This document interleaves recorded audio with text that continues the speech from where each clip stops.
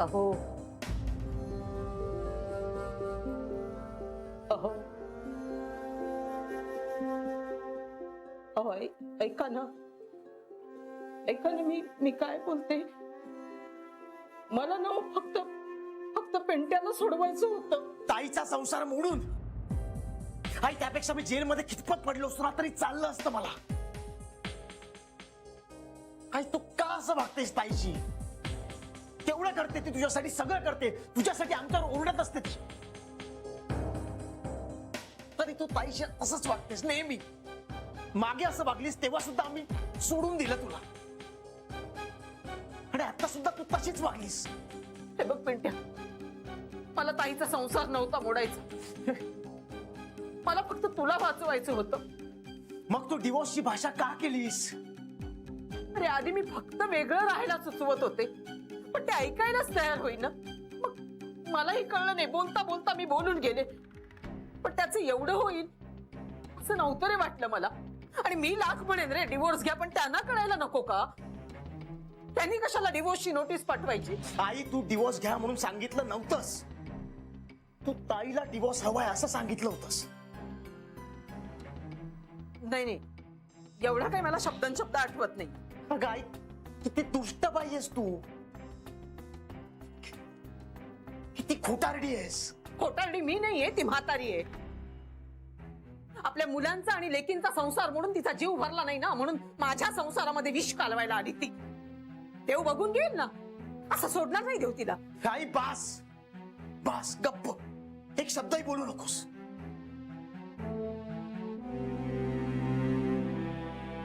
बाबा, तुम्ही का गप्प? तुम्ही बोला ना काहीतरी आईला.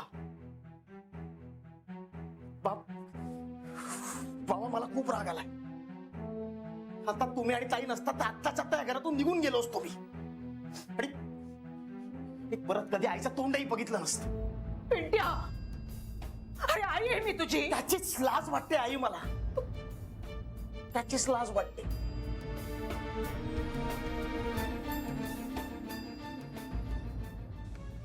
का तुझ्या पोटी जन्माला आलो असं वाटतंय मला आता.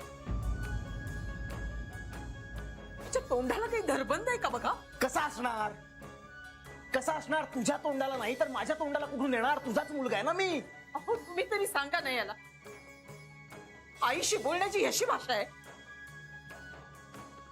तुम्ही रागावू नका माझ्यावर, मी पाया पडते तुमच्या, पण तुम्ही बोला ना.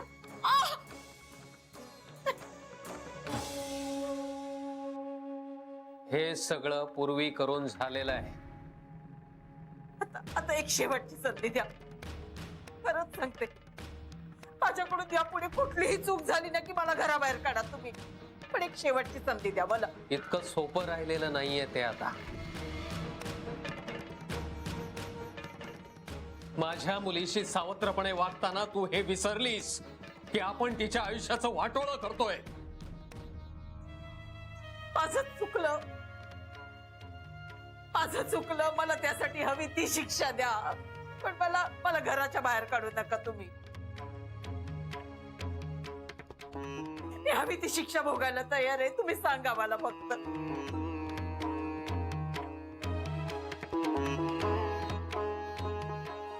शिक्षा भोगायची तयारी आहे तुझी?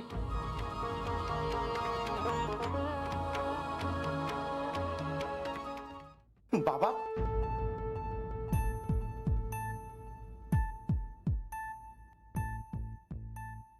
हो आहे. तुम्ही द्याल ती शिक्षा मान्य आहे मला, पण त्याची शपथ.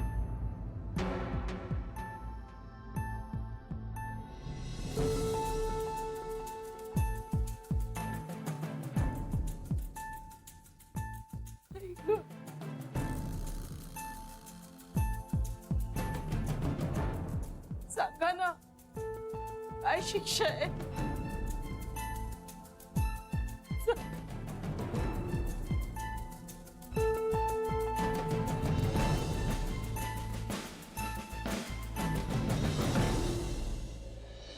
आई, अजून एक पराठा दे ना.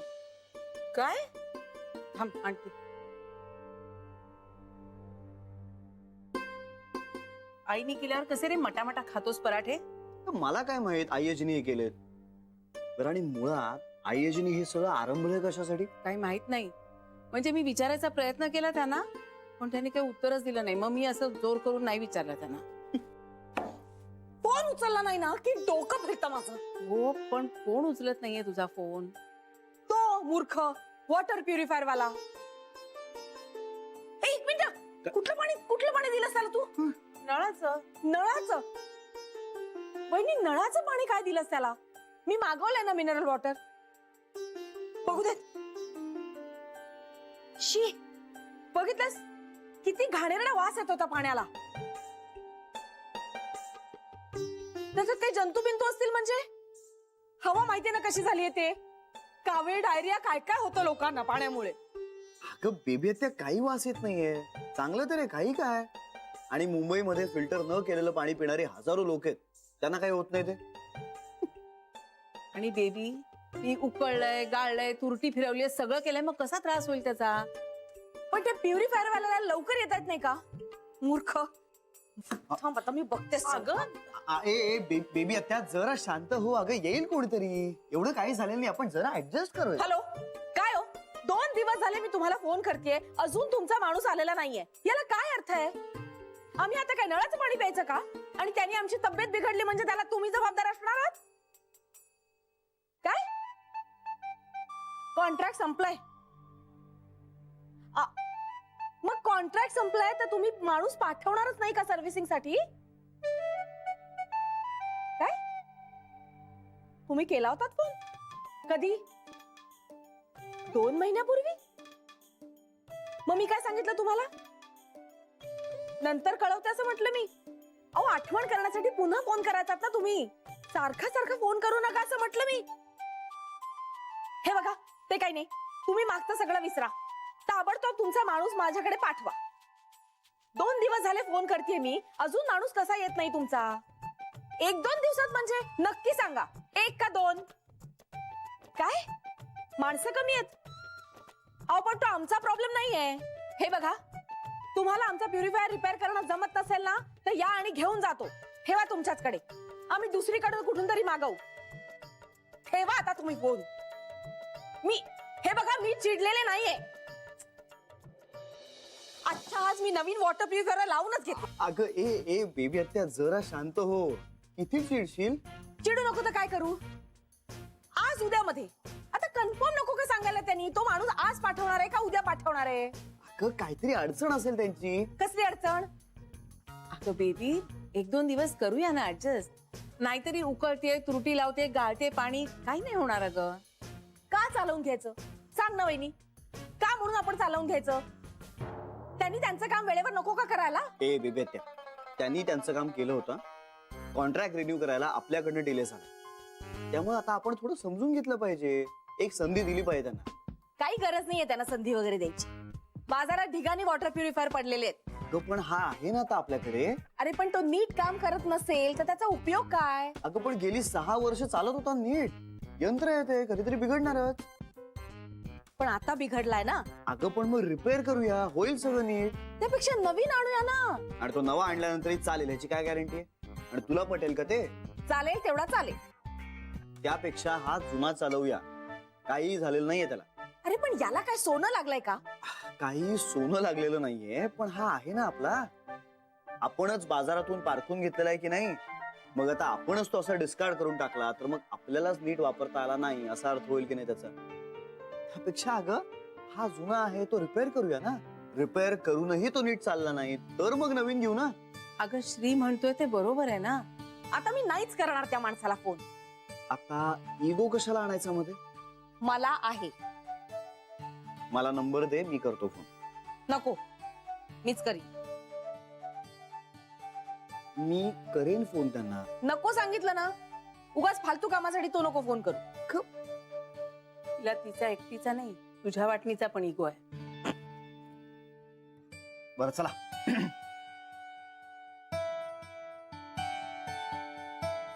मी निघतो.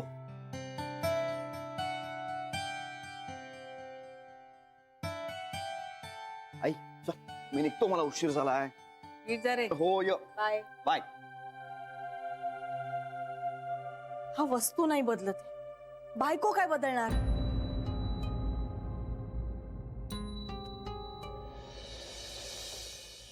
ताईला तिच्या डॉक्टरांनी डिलिव्हरीच्या आदल्या दिवशीपर्यंत सगळी कामं करायला सांगितली होती. काही प्रॉब्लेम नव्हता, अगदी मजेत होती ती. तू पण तसंच कर बरं का. स्वतःला फार गोंजारू नकोस. तू प्रेग्नंट आहेस, आजारी नाही, कळलं ना? जान्हवी ऐकतेस ना? सॉरी, काय ग? कमी इतके मोलाचे सल्ले देते तुला, तुझं लक्ष कुठे आहे? गीता, पुढच्या आठवड्यात कोर्टाची तारीख पडलीये ग. हो, म्हणजे मी बोलले आई आजींशी. मग त्यांना फोन केला होता. मला म्हणाल्या संध्याकाळी भेटू आणि बोलू. तू बरी आहेस ना? म्हणजे घाबरली नाही आहेस ना तू? नाही ग. आणि असलीस तरी साहजिक आहे. तुला सांगू का गीता, जेव्हापासून मी आई आजींना भेटले ना, तेव्हापासून मला तशी भीती नाही वाटत ग. म्हणजे त्या सगळं नीट करतील असा विश्वास वाटतो. खूप आधार वाटतो त्यांचा. मग ठीक आहे, त्यांना सगळं माहितीये म्हटल्यावर त्या सगळं ठीक करतील बघ तू. मलाही खात्री आहे.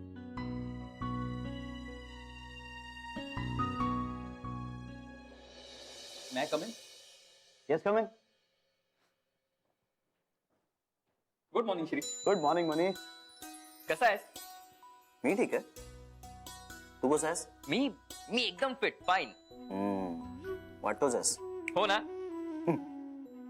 चल मी कामाला लागतो. तुला जस्ट गुड मॉर्निंग विश करायला आलो होतो. हो? अरे वा. चल मी येतो. मनीष, काय रे? अरे माझं एक छोटस काम करशील? शुअर. आपला नंदन आहे ना, नंदनच्या बहिणीचा म्हणजे तिचा आणि तिचा नवऱ्याचा काहीतरी प्रॉब्लेम झाला ना, त्याच्याविषयी जरा माहिती काढ ना. प्रॉब्लेम? हा, म्हणजे असं जनरल बोलता बोलता काही माहिती मिळते का बघ ना. चालेल, बोलतो की. पण का रे? अरे का असं नाही रे, जेवढी जमेल तेवढी आपल्याकडनं मदत करू. अच्छा, मदत.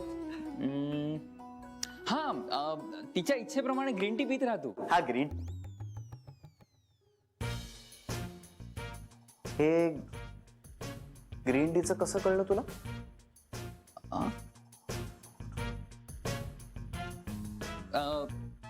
हा, ते त्या दिवशी नाही का माझ्या समोरच झालं. तू ग्रीन टी तिथे.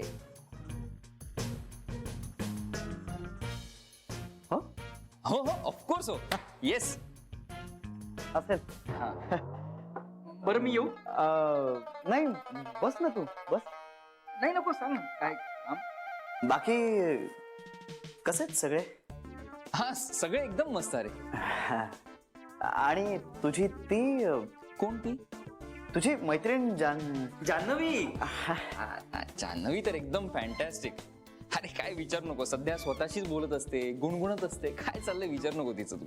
असणार आहे. तिचा तो आहे ना प्राणापेक्षा प्रिय. हो हो, आहेत की.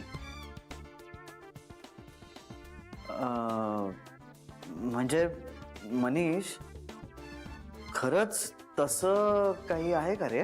नाही नाही, अगदी तसं काही नाहीये. मग कसं आहे? अरे तुला माहितीये ना, जान्हवी खूप डिसेंट मुलगी आहे. ती तिच्या मर्यादा सोडून कधीच वागत नाही. मग आता आमच्या मैत्रीचं उदाहरण घे. आमच्या मैत्रीच्या बाबतीत शंका घेण्यासारखं काही आहे का? तुला काही वाटतं का असं काही? नाही. तसंच आहे हे. जान्हवी मन जिंकून घेते ना रे, मग लोकांच्या आयुष्याचा ती अविभाज्य भाग बनते. आता लोक तिच्यावर जीवापाड प्रेम करतात, त्याला आपण काय करणार? पण म्हणजे तो तिच्यावर नाही नाही, अगदी म्हणजे तसं काही माहिती नाही मला. अरे पण तिच्यासाठी तो आहे ना प्राणापेक्षा प्रिय. तसे तर मी आणि गीताही आहोत की. अरे तुमची गोष्ट वेगळी आहे. अरे पण तसंच होऊ शकतं ना, नव्याने कोणाशी तरी मैत्री होऊ शकते. हा. हा, चल येतो मी. हा, काही बोलायचंय माझ्याशी? येतो मी. Have a good day.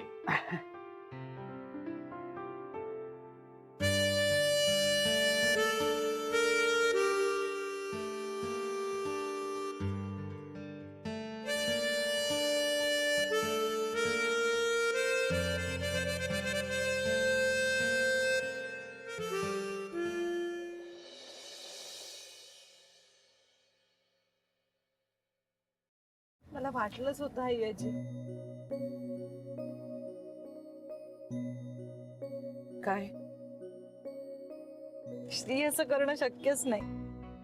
माझं मन मला सांगत होतं श्री माझं पत्र नाही फाडणार. मला खात्री होती. शरीरला माहित नव्हतं ते तुझं पत्र आहे. हो त्याही मुद्दाम असं नाही करणार. जे झालं ते झालं. आता पुढे काय? आईजी मला डिवोर्स नकोय. हे तुझ्या मनातलं झालं. म्हणजे तुझा ऑफिशियल स्टँड तुला डिवोर्स हवा असाच पाहिजे. पण